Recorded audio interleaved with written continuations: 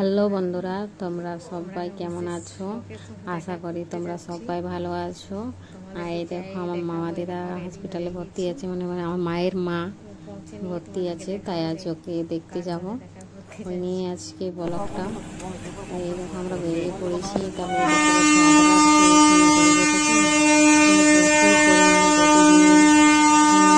jam হয়, তো 1 ঘন্টার মতো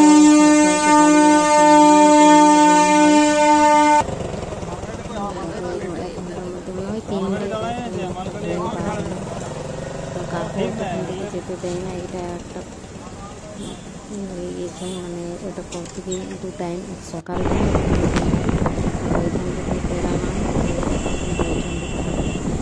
কাজ ফুল কত ফুটেছে, ফুল ফুটেছে, মানে আসছে